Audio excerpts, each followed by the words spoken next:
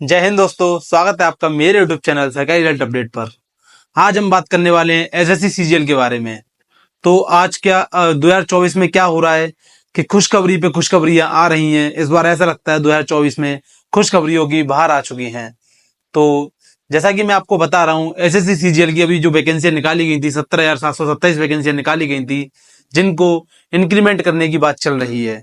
और जहां तक उम्मीद है, उन वैकेंसियों को बढ़ाकर 20,000 प्लस किया जाएगा।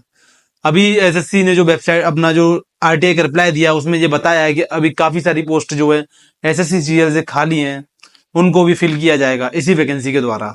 तो उसमें लगभग 20,000 प्लस वैकेंसियां इस बार रखी जाएंगी। तो जैसा कि आप सभी लोगों को पता है कि इसमें कम से कम 10 गुना कैंडिडेट्स को टीयर 2 के लिए क्वालिफाइड किया जाता है। तो मैंने इससे पहले अपनी एक वीडियो बनाई थी एक्सपेक्टेड कट ऑफ की। तो मुझे उस समय इतनी उम्मीद नहीं थी कि इसमें वैकेंसियां बढ़ेंगी। तो अगर वैकेंसियां बढ़ती हैं तो आपको पता है कट ऑफ में भी कहीं ना कहीं देखने को अंतर मिल सकता है। तो इस बार जो है कट ऑफ भी कम रहने वाला है। कट ऑफ कम इसलिए रहने वाला है क्योंकि इस बार वैकेंसियां काफी अच्छी मात्रा में हैं। अगर हम 2023 के मुकाबले बात करें तो इस बार वैकेंसी कम से कम 2.5 गुना ज्यादा है। पहले जो वैकेंसी करीब 8,000 वैकेंसियां थी, इस बार 8,000 से बढ़ के करीब हमारे पास 20,000 प्लस वैकेंसियां देख सकते हैं। तो यहाँ हम अगर कट ऑफ की बात करें तो कट ऑफ भी इस बार बहुत कम ही रहने वाला है। आपको कुछ ही दिन में वैकेंसी इंक्रीज होने का नोटिफिकेशन मिल जाएगा, क्योंकि बहुत जल्द ये नोटिफिकेशन आने वाला है, क्योंकि आरटीआई का भी रिप्लाई आ चुका है। तो आप एक उम्मीद लगा सकते हैं कि वैकेंसियां बढ़ने वाली हैं। और अब हम यहाँ बात कर लेते हैं, जैसा कि हमारे एग्जाम अभी चल रहे हैं, करीब लगभग 60% शिफ्ट के एग्जाम कंप्लीट हो चुके हैं और 40% शिफ्ट के एग्जाम अभी बाकी हैं। तो करीब 15 14 या 15 शिफ्ट के एग्जाम जो बाकी हैं, बाकी सारे एग्जाम तब तक हो चुके हैं। तो हम बात करते हैं एग्जाम की। एग्जाम कैसा आ रहा है? तो एग्जाम दो तरीके का आ रहा है। कोई शिफ्ट तो मॉडरेट आ रही है, कोई शिफ्ट हार्ड आ रही है। तो अभी ये बताना संभव है कि कौन सी शिफ्ट मॉडरेट थी, कौन सी शिफ्ट हार्ड थी। वो तो जब एक सर्वे किया जाएगा, उनमें जो डेटा आपके द्वारा भरा जाएगा, उस डेटा से हम पता लगा सकते हैं कि कौन सी शिफ्ट हार्ड थी और कौन सी शिफ्ट इजी थी। तो यहाँ हम दो कैटेगरी में फिलहाल बांट देते हैं मॉडरेट को छोड़ के, कि एक इजी शिफ्ट और एक हार्ड शिफ्ट। तो अब जिसका जैसा भी शिफ्ट रही, वो मुझे कमेंट सेक्शन में जरूर बताएं कि उसकी शिफ्ट हार्ड थी या इजी थी, क्योंकि आप लोग बताएंगे तभी मेरे को पता चलेगा कि आपकी शिफ्ट हार्ड थी या इजी थी। तो यदि आप पहले हम हार्ड शिफ्ट की बात कर लेते हैं। यदि आप हार्ड शिफ्ट से हैं और यदि आप जनरल कैटेगरी से हैं, तो यदि आपके 115 प्लस मार्क्स बन रहे हैं तो आप अपने टीयर 2 की तैयारी करते रहें। यदि आप ओबीसी और ईडब्ल्यूएस से हैं और यदि आप हार्ड शिफ्ट से हैं, तो आपके यदि 105 से 110 मार्क्स बन रहे हैं तो आप अपनी तैयारी करते रहें। मैं ये हार्ड शिफ्ट की बात कर रहा हूं, आप ये इजी वाले अपनी शिफ्ट की तरफ ना लें।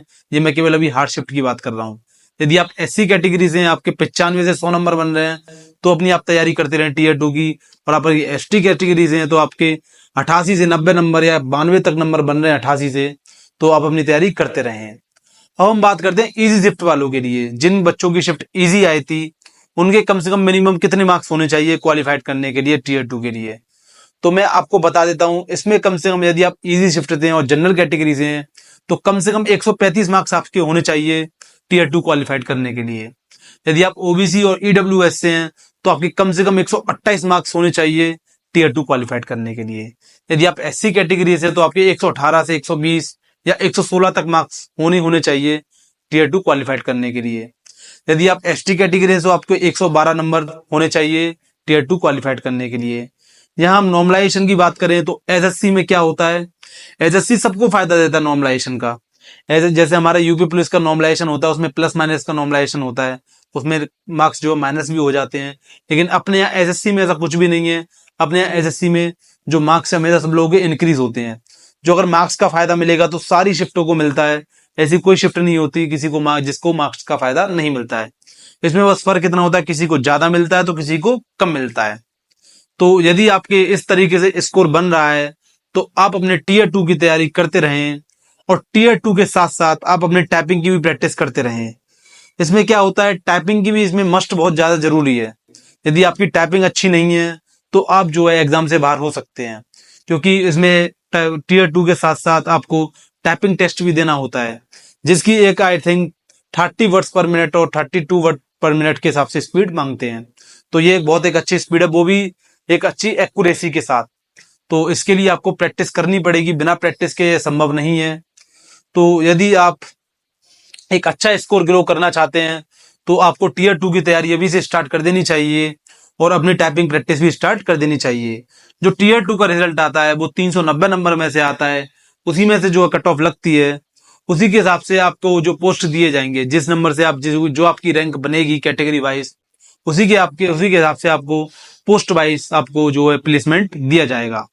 तो आशा करता हूं आपके सारे डाउट क्लियर हो गए होंगे, और जैसे ही कोई वीडियो आता है अपनी जो वैकेंसी इंक्रीमेंट का, तो वैसे ही मैं आपको अपने चैनल के माध्यम से बता दूंगा।